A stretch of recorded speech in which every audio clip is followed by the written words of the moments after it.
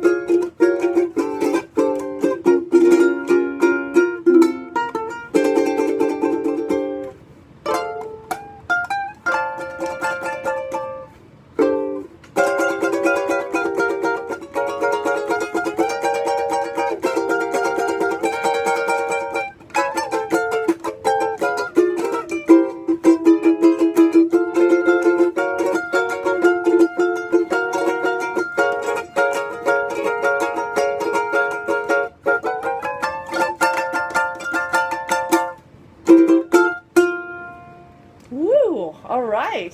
Who liked that? Get it here? Yeah? All right. That was wonderful. Thanks. For somebody who is out of practice, that's pretty amazing. You know, it's something I learned when I was a kid. I taught myself. Mm-hmm. Something I taught myself when I was a kid. Oh. And I used to play it a lot. So I've got that muscle memory built in.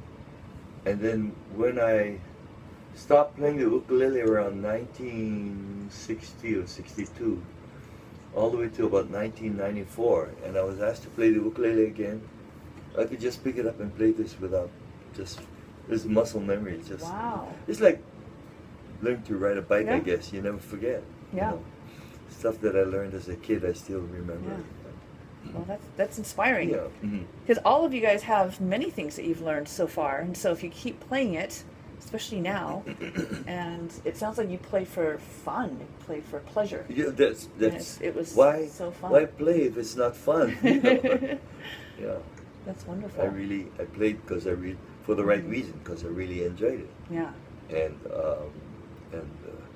only now it's paying off. I wish the ukulele craze happened around, what, 2000 or something. I'm an old man now, and I can't play anymore. But if the ukulele craze happened when I was a kid, Yeah. then I'd be, Why do you in the think the middle of it. ukulele craze happened? Probably Jake. Yeah. And I think he is a major part in it because he's an international star. I mean, he and Bette Midler played for the Queen of England. I mean, no other ukulele player has those chops. Yeah. He's played on stage with Jimmy Buffett and with so many other people.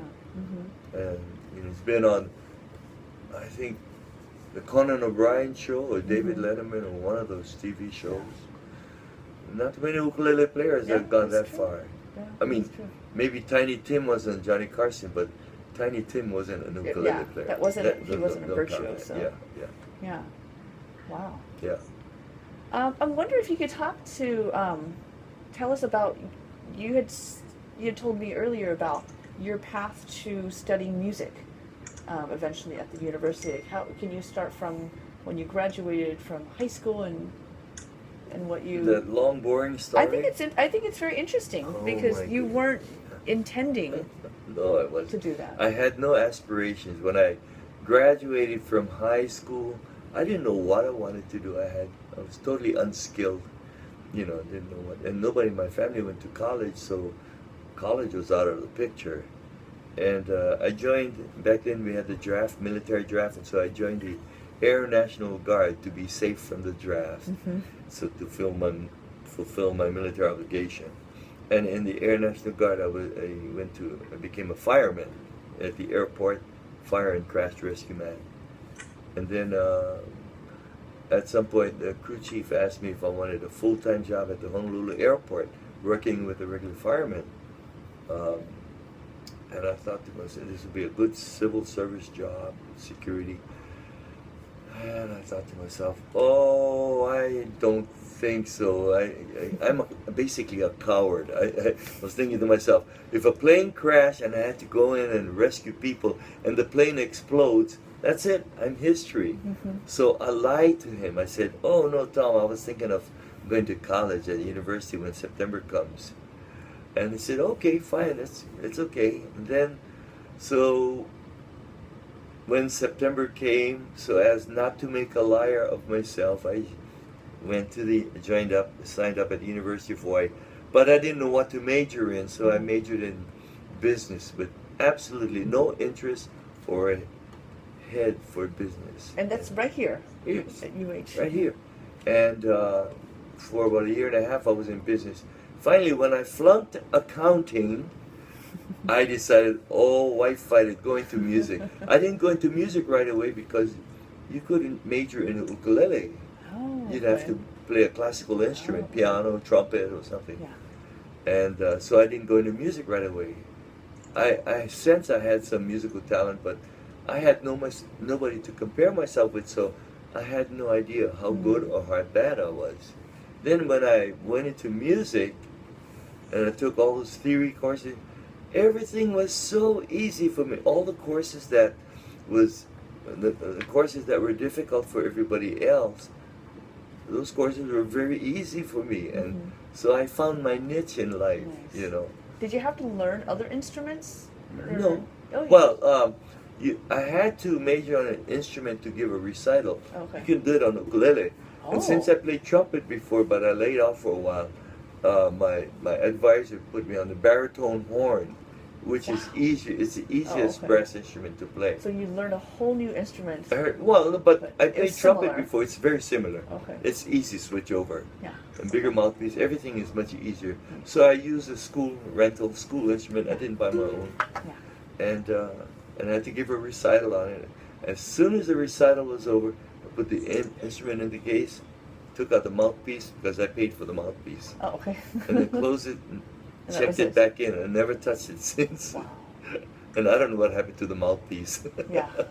Oh man. So so I had to play as a music major. You had to play an instrument. Yeah. legitimate instrument, and ukulele was not considered legitimate. It still isn't, because there are no ukulele teachers and there's no music literature for the ukulele. So you can't just strum chords. You have to play music, written music. Yeah.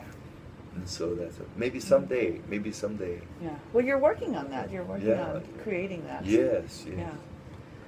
And I'm hoping to bring some of Dr. Yasui's music over to our class so that we can play it. Because he says what he tries to do, he tries to do different levels so that there's some more sort of like, you know, level 1, level 2, level 3, so different levels so that each person can play at their own level. And if you want more challenges, you can. Or if you feel like, no, I think I need to stay at this level, then I can do that too. Yeah, the good thing about my book is it's got ensemble music, like 2 and 3 and 4 part music. Yeah. So the kids who are really good can play the difficult part, and the kids who are just beginning can play the easy part, and they all can play in the same group. Yeah. That's the good thing about ensemble. Great. Yeah. All right. So, I think Are those questions? I don't know. Does anybody have a question right now? No? No questions yet? All right. If you do, you can just raise your hand. All right. I have a few other questions about the ukulele. You were showing me actually when you composed the ukulele concerto, and you talked about the campanella style. Can you tell them about that? The campanella technique. Campanella is like bells in Italian, like church bells. When you hear one bell ring, you hear the tone ringing out. But when you have several bells ringing, all the pitches overlap. They're bells, you know. And another expression they use in music, guitar music and ukulele, is a la harp, sounding like the harp. When you play the harp, you pluck each note, and when you pluck the next note, the previous note is still ringing. They overlap like bells. Yeah. Can you show us? Yes, over yes. Here? So here's an example.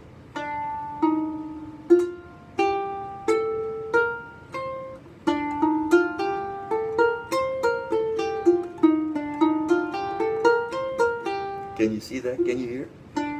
Yes.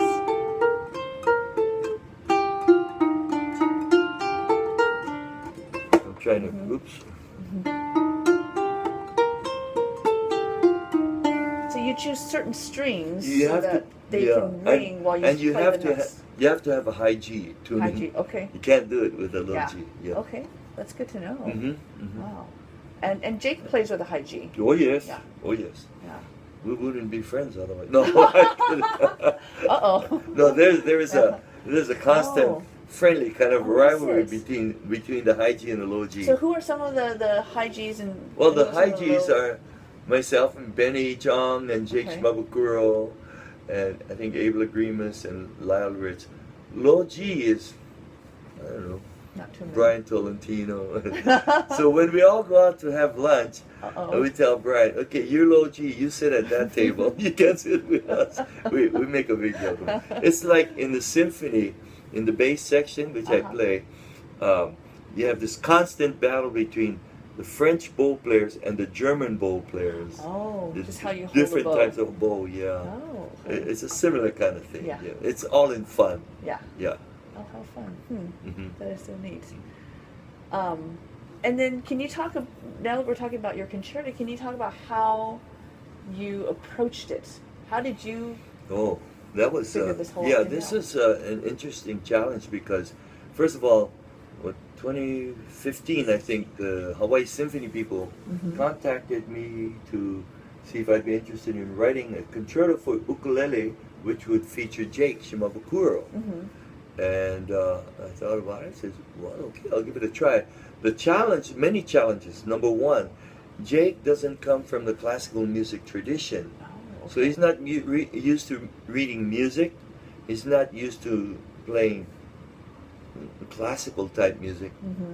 Additionally, mine is contemporary classical, very modern sounding. He's not used to that. And one more challenge, in symphonic music and classical music, the music is hardly at a steady tempo. It's very loose and rubato. And he's used to playing with drum beats and bass and metronomic tempo.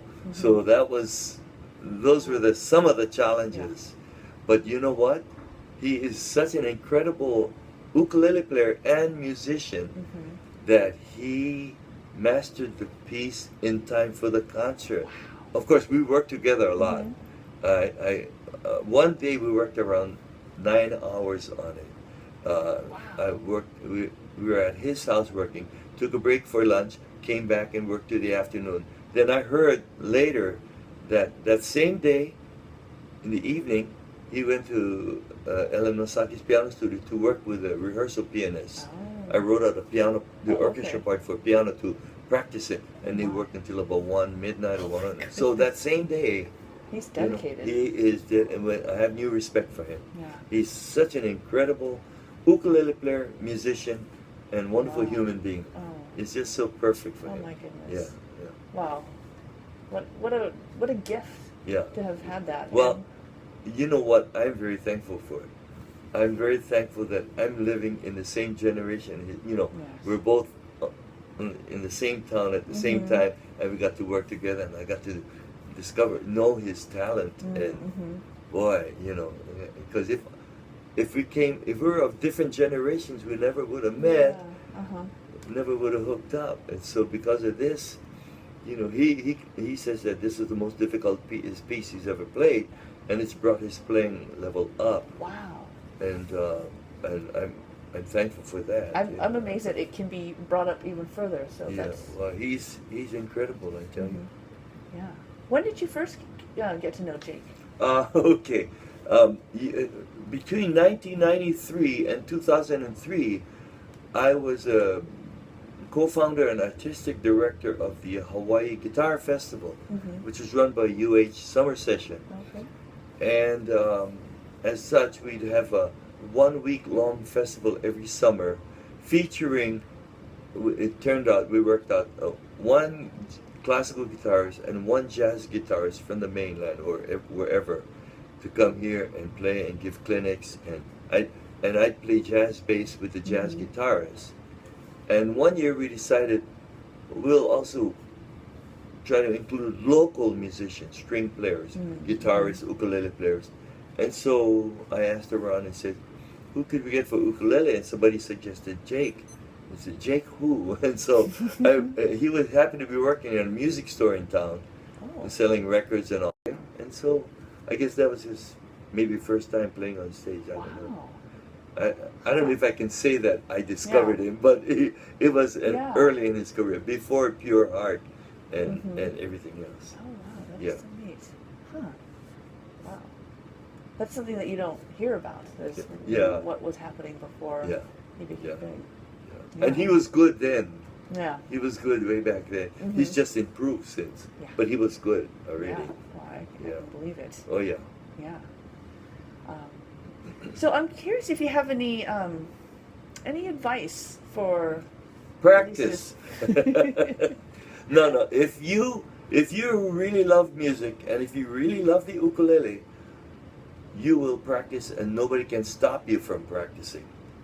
So that's one way to find out if this is your calling. If you just like it just for fun, that's fine too. Well, what about inspiration? Like, where did you find inspiration? Like, what kind of music did you, like, how did you say, I want to learn that, or how, I see. Yeah, good question. I used to listen to a lot of jazz at that time. We're talking about 1950s. Oh, okay. So jazz of that era. So like songs on the radio? Yeah. A lot of songs on the radio. Okay. I used to play along with the radio. Oh, okay. Whatever radio station was on, whenever they play music, I'd pick up the ukulele, and it may not be in the same key as my ukulele, so I'd have to search. And that's how I learned to transpose. Fun. Just by ear. Yeah. And it was such a learning experience. All self-taught. And so you're just by yourself with the radio. Yeah, and I was a kid. I was about 8th or 9th grade, or I don't know what grade I was. But I remember many times hearing Saturday mornings, listening to the radio, and the guy, the disc jockey, will be talking. That whenever he puts on a song, I'd reach for the ukulele and I'd try to accompany. I spent many hours doing that, and I really enjoyed learning. It was like oh, I discovered new secrets about music or secrets about the ukulele playing, you know. Yeah. And so that was a great learning experience for me. Yeah. Wow. I think very short guy, very skinny, lanky. He played the ukulele and he jumped all around as he played. And the Hawaiians say it resembled a jumping flea. Uku is flea, lele is jumping flea.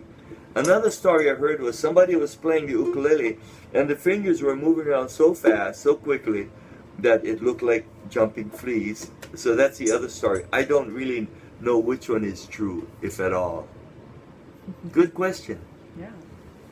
Thank you, Ruby. Anybody else have a question? Oh, that's why it's pronounced ukulele, not ukulele. Yeah. Uku is the flea in your head or whatever. Uku, not yuku. Yeah.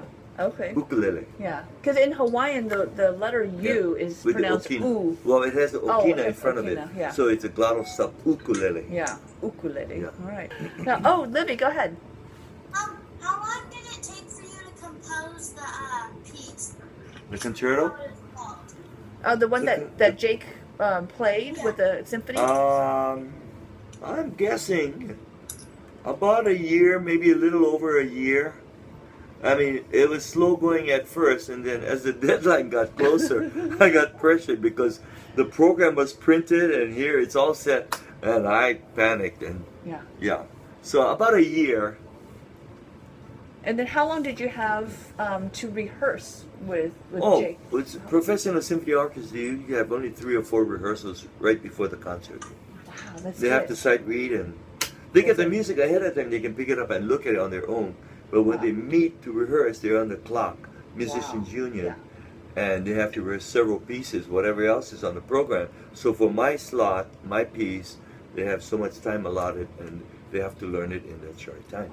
Yeah. How long did Jake have between the time he got the music to the rehearsal with the orchestra? Yeah, good question. About, I want to say about, well, you know, because he was pressured to learn it, I gave him the music before I completed the orchestra part. So I just wrote his part to give to him to learn, and then I made sure that I keep it and not change it, because otherwise he'd have to unlearn and relearn. So I gave him his part about 8 months before.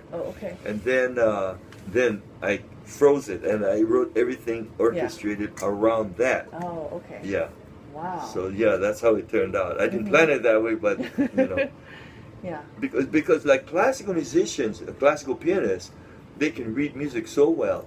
You can give them music maybe a week or 2 or 3 before, and even if it's difficult, and they're so good they can learn it quickly. But Jake doesn't come from that tradition of classical music reading. He's plays by ear mostly. Yeah. So it was a challenge, but he rose to the challenge. Yeah. Oh, yeah. That's great. And I had asked Dr. Yasui where we can get a recording of that concerto, and so he says he has a very bad, unfortunately he doesn't have a good recording, so I'm going to start searching around for it, and he gave me some resources. So I know some of you had asked, hey, we really want to hear this, and so I'll find that and send it to you guys. Yeah. Wow, that was great. Do you have to go? You have a class. Yeah, I should. He has a class he has to teach. That's just across the hall. I know. Yeah. That would be kind of neat. Okay. All right. Very nice meeting all of you. Yeah. Can each one of you guys say goodbye? Thank you. Aloha. Aloha.